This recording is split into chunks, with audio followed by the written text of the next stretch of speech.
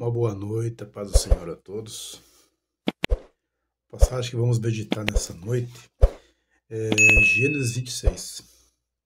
Fala que Isaac vai a Gerar por causa da fome, né? Cidade de Gerar. E havia fome na terra, além da primeira fome, que foi nos dias de Abraão. Por isso foi Isaac, Abimeleque, rei dos filisteus em Gerar. E apareceu o Senhor e disse: Não desças ao Egito. Habita na terra que eu te disser. Peregrina nesta terra e serei contigo, e te abençoarei, porque a ti e a tua semente darei todas essas terras, e confirmarei o juramento que tenho jurado a Abraão teu pai. E multiplicarei a tua semente como as estrelas do céu, e darei a sua semente como as dessas terras, e a tua semente serão benditas entre todas as nações da terra. Portanto, Abraão obedeceu a minha voz, e guardou meu mandamento, e meus estatutos, e os meus preceitos, e meus estatutos, e as minhas leis.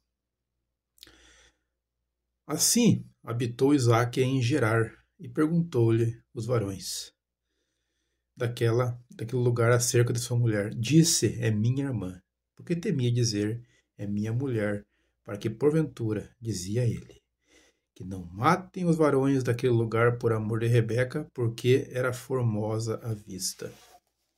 Até aqui vamos comentar uma outra passagem mais à frente, sobre poços, né, que foram cavados. O interessante aqui, entre aspas, né, para não dizer preocupante, é que ele age da mesma forma que seu pai Abraão. Ele mente. Entra uma séria discussão sobre a mentira. Está em colchete, né, dizia ele, para que não mate os varões daquele lugar por amor de Rebeca, né? Ele temia por sua vida, e sendo o ser humano tão falho, ele acaba por mentir, né? Quem sabe se lembrando que seu pai fizera o mesmo, né? E acabou por mentir temendo, né? O texto mesmo diz que... Mas o interessante aqui é que ele obedece à voz de Deus e às promessas, e habitou em Gerar, né? Ou seja, se formos ler mais aqui alguns textos, vamos ver que Abimeleque, né, percebeu, né, quando ele conversava, quem sabe, por carícias, né, porque aqui no versículo 8, ó, e aconteceu que como ele esteve ali muito tempo, Abimeleque, rei dos filhos dos filisteus, olhou por uma janela e viu que Isaac estava brincando com Rebeca, sua mulher. Ele percebeu, né, que a amizade entre eles, seus irmãos, era muito firme. Mas eram irmãos. Mas quem sabe por carícias, né, acredito eu, ele viu que ele estava mentindo, ele percebeu, né? E Abimeleque o chama e faz com que ele declare. Tá, e ele declarou, e Abimeleque, temendo ao Senhor, não deixa ninguém tocá-la, né, o povo ali.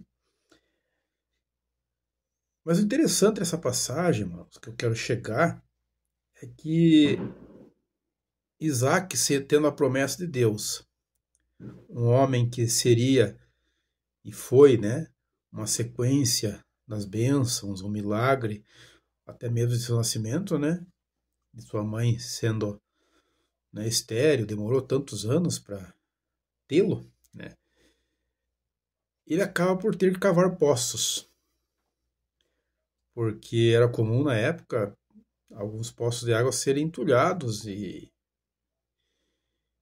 era um crime, né, porque a pessoa cavava não para querer ganhar dinheiro, mas sim para alimentar seus animais. E aí, aqui no versículo 16, diz assim, ó: Disse também Abimeleque a Isaac: Aparta de nós, porque muito mais poderoso tem feito do que nós, né? Isaac foi-se dali e fez o seu assento no vale de Gerar, e habitou lá, e né? Tomou Isaac e cavou os poços d'água que cavaram nos dias de Abraão, seu pai, o que os filisteus taparam, como comentei agora, né? E no versículo 19: Cavaram, pois, os servos de Isaque naquele vale e acharam ali um poço de água viva, né, águas vivas. E os pastores de Gerar porfiaram com os pastores de Isaque, dizendo: esta água é nossa. Por isso chamou o nome daquele poço Ezeque, porque contenderam com ele. Ou seja, o nome Ezeque, então, no original significa contenda. Os seus vizinhos resolveram de contender com ele. Aí alguns perguntam, mas Isaac teria o direito de lutar? Teria. Foi ele que cavou, ele era o dono, né? Mas o texto no 21 diz que ele foi e cavou outro poço, um segundo, né? E diz aqui no 21, então cavaram outro poço e também porfiaram sobre ele. Por isso chamou seu nome Sitna, que era ódio e hostilidade. Vejam que o povo, com ódio dele, porque ele conseguia encontrar água em um deserto, imaginaram como Deus é com o seu povo? O principal, que era a água ali, Deus dava ao seu servo de maneira tão fácil, mas o povo não via com bons olhos e, como o texto diz ali, contenderam com ele com ódio e hostilidade, significando Sitna, o nome que ele deu ali, né? E ele ficou bravo? Não, vai cavar um outro poço, um terceiro poço. Veja o 22, né? Versículo 22. E partiu dali e cavou outro poço, e não porfiaram sobre ele. Por isso chamou o seu nome Reobote, e disse, porque agora nos alargou o Senhor e crescemos nessa terra. Interessante aqui que daí nesse nome Reobote significa espaçoso, ou seja, ele tinha espaço para prosperar. Ninguém contendeu, ninguém se levantou. Comentando rapidamente sobre esses três poços. É interessante, amados. A Bíblia, a Escritura Sagrada nos ensina tanto. Né? Percebem aqui que no primeiro, né, o Ezeque, houve contenda, né, o primeiro poço, Ezeque, ele poderia sim ter contendido, mas quem sabe ganho ou perdido algo ali, quem sabe até tendo direito sobre os poços, mas sobre contenda, ira.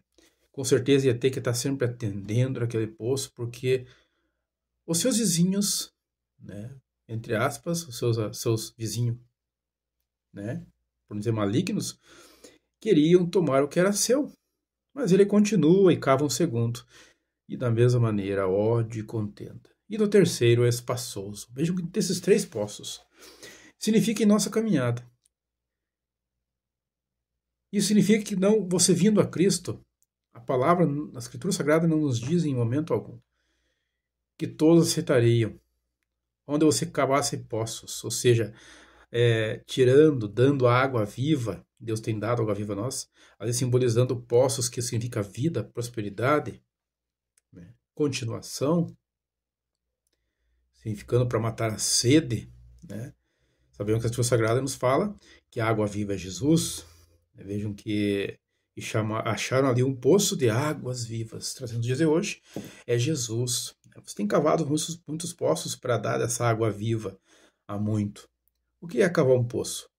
É quando é preparado um coração, uma pessoa que tem vontade de reconhecer e saber mais sobre esse Jesus, e você acaba dando dessa água viva que é Jesus, e as pessoas contendem ao redor. Por que não os familiares dessa pessoa, né? Por que não amigos e vizinhos dessa pessoa? Por que não onde ela trabalha? Alguns dizem, mas você? Né? Então pode haver contenda. Né? E a tristeza vir sobre você, que está cavando esses poços. Você achar que não adianta, não tem jeito. Né? Mas continue tentando. Continue cavando. Vejam que aqui é um exemplo que cavou o segundo poço. Vejam que ali houve ódio e hostilidade. Haverá momentos em que você, nessa caminhada, nesses poços que você tem cavado, simbolizando poços de água viva, simbolizando igrejas e, por que não, o evangelho, haverá sim muito ódio e contenda, inveja. Né? Vejam que a hostilidade, pessoa dizendo, não, Deus me usa mais. E assim começou ontem, está prosperando por quê? Né? Então vejam que o povo ali estava com ódio dele porque ele chegou ali há pouco tempo e havia prosperado tanto, encontrando um bem maior, né? Quero dizer para você que em tua caminhada nesse segundo poço, haverá momentos em que a tua prosperidade irá incomodar algumas pessoas. Alguns sentirão ódio, alguns se sentirão hostis, ou seja, irão te desprezar, achando que você, quem sabe, irá tomar a sua posição ministerial, quem sabe? E se esquecem que, na verdade, todos nós temos que somar no meio. Somar. Né? Ou seja, sempre que você estiver no meio, procure sempre somar. Sempre. Mas há pessoas que não olham dessa forma, né? Há pessoas que acham que você, né, vai subtrair, ou seja, vai tomar o lugar dela. Então seja sempre aquele que soma, aquele que é para aumentar, né? O evangelho ali é para que o evangelho se propague, para que haja mais ensino, para que haja mais palavra, mais conhecimento e assim por diante. Nessa perseverança, nesse segundo poço, se você ficar firme, cave outro poço, continue. Esse terceiro poço, como está dito aqui, né? Ou seja, o Sitna, o segundo, ódio e contenda. Já o terceiro, Rehobote, né? Espaçoso, ou seja, você terá espaço, reconhecimento, as pessoas irão ver, não adiantou nada. Atacarmos porque ela é assim um servo de Deus. Temperança, né? Um bom testemunho, uma fé firme e eficaz, a diferença. Ah, irmão, você está falando que você não está passando por isso. E às vezes não estamos passando por algo semelhante, mas por algo que seja tão igual, até mesmo pior, né? Mas, diferente de passar ou não, Deus nos alerta e tem nos alertado através dessa palavra. Continue cavando os poços. Mesmo que as adversidades venham, continue, não desista. Água viva, que é Jesus, a palavra, continue dando desse alimento, né? Ou seja, matando a sede do povo, porque eles precisam, mesmo que a contenda venha, mesmo que o ódio venha, mesmo que a hostilidade venha, né? E continuando, para concluir, Abimeleque faz um pacto com Isaac, né? E Isaac, logicamente, aceita esse pacto, né? Com Abimeleque, porque Abimeleque percebe quem é Isaac. E o 28, só para concluir. E eles disseram: havemos visto, na verdade, que o Senhor é contigo. Pelo que dissemos, haja agora juramento entre nós e entre nós e ti, e façamos concerto contigo, que não nos faça mal. Como nós te não temos tocado, e como te fizemos somente bem, e te deixamos ir em paz, agora tu és bendito do Senhor. Então lhes fez um banquete, e comeram e beberam, né?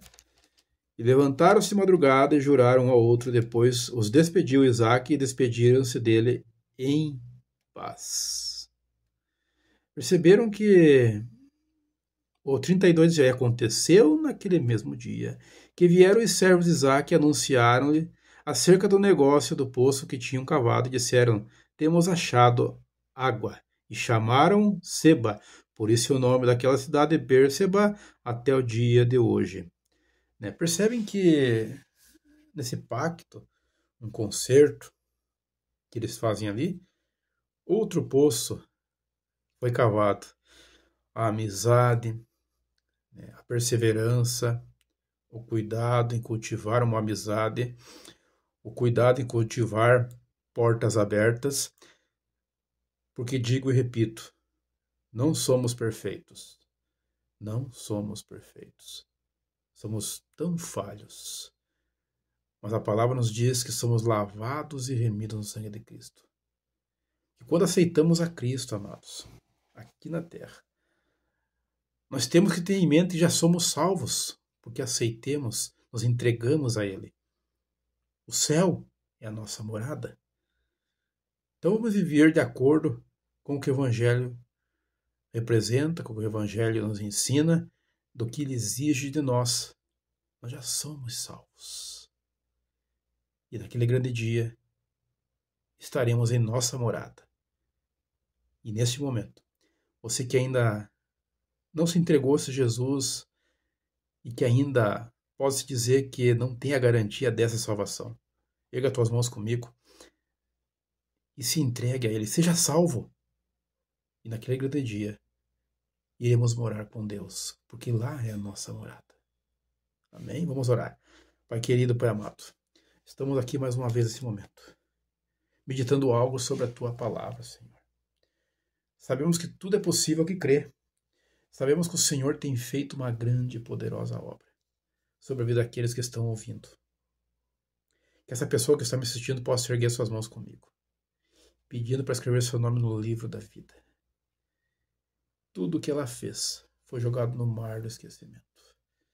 E que a partir de hoje, ela está declarando, Senhor, que está se entregando ao Senhor, fazendo esse propósito de ser uma nova criatura em Cristo Jesus. Obrigado, Deus. Muito obrigado por mais esta palavra que o Senhor nos deu. Palavra que nos instrui e nos ensina a sempre não desistir, a sempre cavar poços da Tua palavra, dando a água viva que é Jesus, aquele que precisa e tem sede. E por que não a nós mesmos, que precisamos desta água todos os dias, que é Cristo Jesus, a água viva.